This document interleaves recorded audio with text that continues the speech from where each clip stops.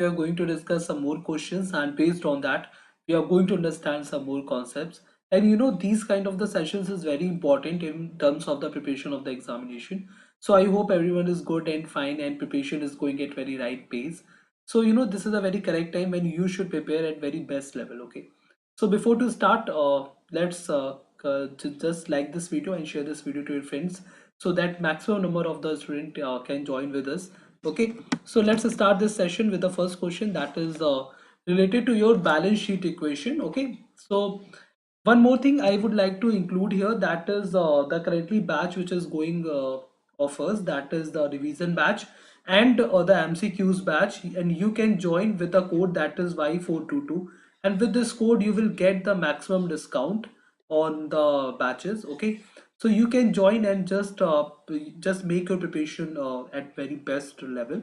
Okay, so just do this question, like here you have to calculate the liabilities as of the 31st March of the 2021. So just solve this question and tell me the answer of this question. How we will solve this question, just try to solve by your side first. After that I will explain this. Whenever we have to attempt these kind of the questions in the exam, first what we have to do, we have to first find out what the current assets are given, what the current liabilities are given. In terms of, suppose that here we have to calculate the liabilities and we know that capital also given, that means we only have to calculate the assets. Fine. So if we have to calculate the liabilities here, so we can say that is total assets, and that will be equal to the what? That will be equal to the capital plus total liabilities. Total liabilities. Okay. So total assets, if I say what will be the total asset here, that will be cash. Cash is our asset. So just write here asset. Debtor is our asset. Just write here asset. Machinery also as an asset. Stock is also as an asset, and this is the capital, and we have to calculate the liabilities here. So now we have to add the total assets which is given here in this particulars. So how we can write here, that is 6,000 plus 21,000 plus machinery is also a fixed asset, that is 50,000 plus stock 35,000. Okay, is equal to the capital which is given here 70,000, and we have to calculate the total liabilities. After that, just add all the assets here and you will get the value. Now just tell me what will be the value here. Just calculate this. This will be the 50,000 plus 35, that will be the 85, plus 6, that would be the 91, and if we just calculate this we will get the 1,12,000 rupees, that will be the total asset. Okay, and now the capital which is 70,000 plus total liability we have to calculate. So from here we can just understand what will be the value, that is 42,000 rupees. So that would be the value. So answer, that would be the 42,000 rupees here.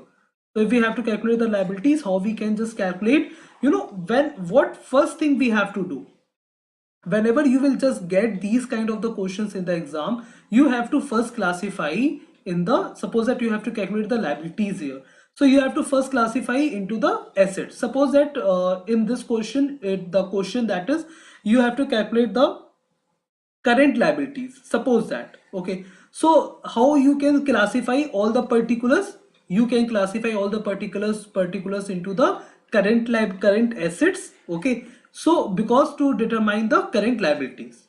Okay, all right, so we will just solve more questions based on that. So how we can just solve in this question, like calculate the liability. So we know that the total asset, that is equal to the capital plus total liabilities, and assets particulars are given, so we just sum up all the assets here, and from here we can just derive the value, that is total liability. Okay, and one more important thing to understand here, like balance sheet of any company, one important thing, because this is a balance sheet equation. So balance sheet of any company describe financial position of business. Balance sheet of any company describe financial position of business. Okay, and the balance sheet equation that is known as a assets, and it will be equal to the capital plus liability. Okay, so whenever you just find the question like you have to calculate the liability, so you can use a simple formula. And suppose that the question that is you have to calculate the current liability, so you have to just write this formula in this way, that is current asset, and it will be equal to the capital plus the current liability. Okay, so it depends on the what the question it is, and you have to just understand how you can classify particulars into the assets as well as the current asset. Fine, I think it is understandable now. Now the next question, that is here you have to calculate the present value of an ordinary and equity. Which of the following formula shall be used? So what would be the answer here? Just tell me the answer of this. You know, if we are talking about the annuity, you know, annuity, it is a series of the payments.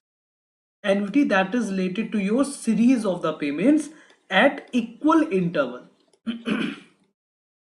At equal interval. Like suppose that you have to just make a payment of 3000 rupees, suppose that, and till 15 years, you have to just make a 3000 rupees, and at the rate of interest, suppose that 5%.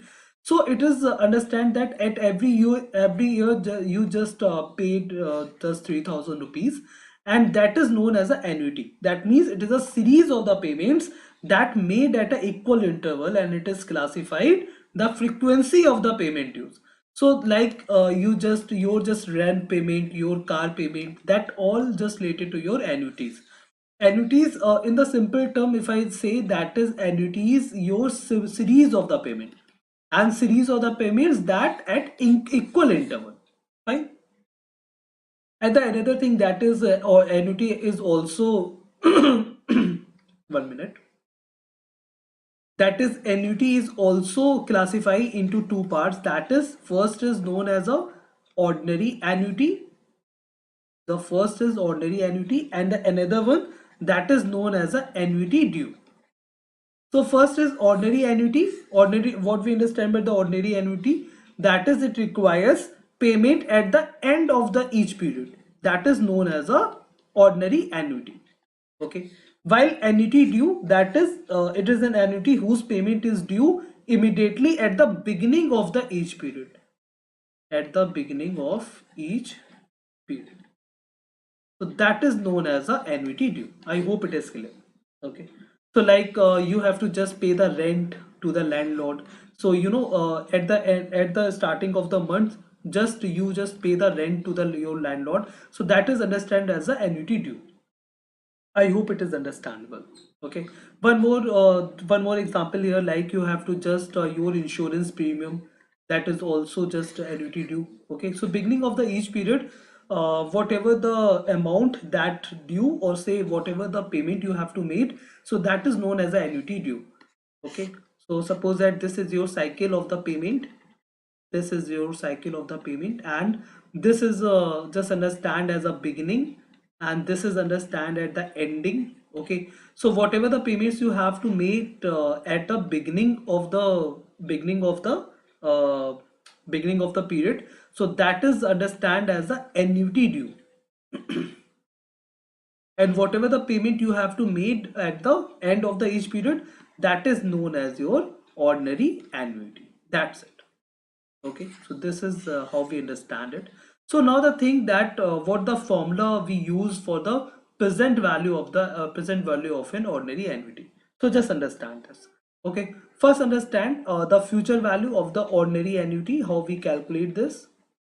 That is future value of ordinary annuity, that is C, and that will be multiplied by the 1 plus r to the power n minus 1, and it is divided by the r. So C basically denotes your cash flow per period. C denotes the cash flow per period. Like I say, that is per year I just make 3000 payment. That means here C will be equal to the 3000 rupees. Okay, fine. So that is known as a cash flow per period. Okay, and n is generally your number of the payments. Like I have to made 15 payments, so that will be equal to the number of the payment, and r is the rate of interest. So the formula that we use to calculate the present value future value of the ordinary annuity, that is C multiplied by the 1 plus r to the power n minus 1 is divided by the r. Okay, now if we have to calculate the present value of the ordinary annuity, if we have to calculate the present value of the ordinary annuity, how we can just solve this? Just understand it. Look, here we have to just put all values in the negative term. Suppose that here we just write here 1 plus r to the power n minus 1. So just write here 1 minus 1 plus r to the power minus n. Okay, and the only difference between the present value and the future value, here the value is a negative, like n value is a negative, as well as a whatever the component of this, like 1 plus r to the power n, that also should be in the negative term. Okay, so if I say what will be the formula here, that is present value of the ordinary annuity, or we can just write the formula of the present value of the ordinary annuity. So that would be equal to your, see, that will be the cash flow, and 1 minus 1 plus r to the power minus n, and it is divided by the r. It is also can be write as like 1 minus, because this is a minus n, so we can also write in this way, that is 1 minute. It is also can be write as a 1 minus 1 divided by 1 plus r to the power n, and it is divided by the r. So the question, that is what will be the correct answer here? So the answer, that would be the first. Okay, that is C multiplied by the 1 minus 1 plus 1 1 minus 1 divided by 1 plus r to the power n, and it is just divided by the total r. So that would be your value. Okay, I hope it is understandable for everyone. Understandable for everyone. Okay, so this is how we can solve these kind of the questions in the exam. So the correct answer, that would be the first. Next question. Next question, that is related to A commenced business on 1st April 2020 with the capital of the 5 lakh, and on 31st March his assets were worth 7.8 lakh rupees and liabilities were 70,000 rupees. So find out his profit earned during the year. Okay, so if I say that is A commenced business on the 1st April. 1st April 2020, the A started the business with a capital of the 5 lakh rupees. Okay, and on 31st March, that means here the talking is about 31st March 2021. That means it is about a one accounting period. The cycle of this cycle of the business already completes one accounting period. Okay, so now on the 1st April, the capital we infuse, that is known as our starting capital. Okay, or say initial capital, that is known as our initial capital, or say starting capital. Okay, and on the 31st March, that is known as whatever the capital we carry forward in the next year, that is known as our closing capital. Okay, closing capital. Right. So now the question, that is on the 31st March, if the data is given, that is assets are given 7.8 lakh and liabilities are given, that is 70,000 rupees. Okay, so from here we can just calculate, we have to just calculate the total profit. Okay, so if we have to just find out the total profit, how we can just determine, like whatever the capital we are having on the 31st March, from that we can just calculate the profit. Fine, understandable. So just understand this. So in this question, like we know that our closing capital, and from here we can just determine like closing capital, because we know the balance sheet equation formula, that is asset, and asset will be equal to your capital plus liabilities. So if we have to just find out the capital here, so how we can just find out the capital, that is assets are given of the 7.8 lakh rupees. So just like here, right here 7.8 lakh rupees minus, that is 70,000 rupees. So just write this way, and 1 minute, right? Look, if we have to just calculate the here, there, that is the closing capital. So just understand this, that would be the asset minus liabilities. So asset, that is already given 7 lakh 80,000 rupees minus liabilities that are of 70,000, and that will be equal to the 7 lakh 10,000 rupees. Okay, so now what will be your what was your starting capital? That is, your starting capital is 5 lakh rupees. So just write here 5 lakh rupees. And now if you have to calculate the profit, so how you can just calculate, your closing capital minus initial capital. Okay, so your closing capital, that is 7 lakh 10,000, and minus initial capital, that is 5 lakh. So your answer, that will be equal to the 2 lakh 10,000 rupees. So the correct answer, that is a 4. So this is how we solve these kind of the questions in the exam. Okay, fine. Next question is the net present value of the future cash flows from a project, and that is higher than the initial investment. So the investment in the project will be considered as, this question is from your capital budgeting chapter. And in the capital budgeting chapter, you have to understand, suppose that you are the owner of any company, that is A, and you have a two project proposals. Suppose that this is a project X and this is a project Y. Okay, and by investing 100 rupees in the project X, you are going to receive 150 rupees in the future. Okay, so that is known as your current investment. Like, you invest 100 rupees in your X project, and you are going to receive 150 rupees in the future from the X project. Okay, and in the second project, like, again you are investing 100 rupees, and by investing 100 rupees, you are going to receive 130 rupees in the future. So if I ask you one question, that is what project, and you have to choose only one project here, and you have to choose only one project here, so which project you will choose here? So the answer, that would be, you will definitely choose the project X, because here your future cash inflows is higher than your initial investments, right? Fine. Because look, what we understand by the cash inflow and what we understand by the cash outflow, just understand, because this is also important to understand. So if I say that is future cash inflow, that means in the future you are going to receive some money, or say some amount. Okay, so in respect of your investment, so whatever you had done investment, so in terms of your investment, whatever the amount, or say whatever the money you are going to receive in the future, that is known as a future cash inflow. And this is also cash inflow at a series payment. Okay, so at a interval of the period, you are going to receive some money, some amount, that is understood as a future cash inflow. Suppose that, for example, till 5 years you are going to receive, in this case, just understand, till 5 years you are going to receive 30 rupees. Okay, 30 rupees, 30 rupees.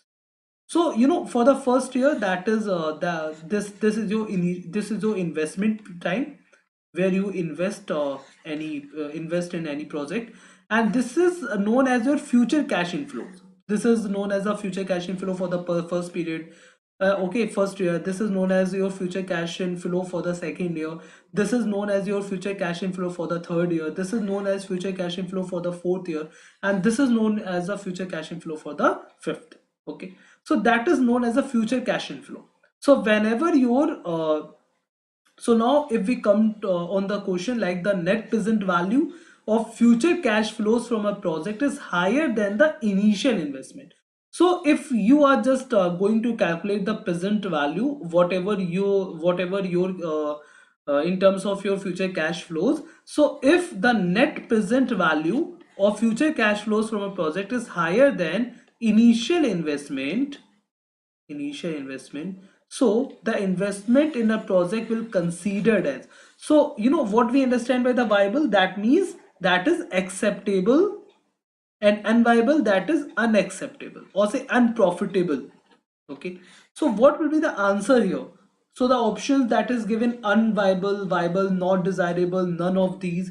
So what would be your answer? Look, if your net present value that is higher than your initial investment, that means obviously you just that project will be the viable for you. Okay, that means that project would be acceptable for you, so the investment in that project will be considered as a viable. Okay, understand? So this is how we solve these kinds. I hope this concept is understandable for everyone. Okay, so that's all for this session. I hope this lecture will be useful for you. And if you're liking our effort, please do not forget to hit the like button on this video and share this video to your friends as well. And please revise all the sessions I have taken here, and all the mentors who have taken the sessions related to upcoming examinations. Please revise through all the sessions. And meanwhile, you can also subscribe our batches that is currently running on, like MCQs batch and revision batch. Okay, and if you have not downloaded the Adda 247 application, just download this and subscribe the Officers Adda 247 YouTube channel, so that you can get the notifications of the live sessions and as well as the important news that is related to your exam. Okay, so thanks for watching me here, and thanks for joining me here, and like this video if you are liking our effort, and share this video to your friends as well. Okay.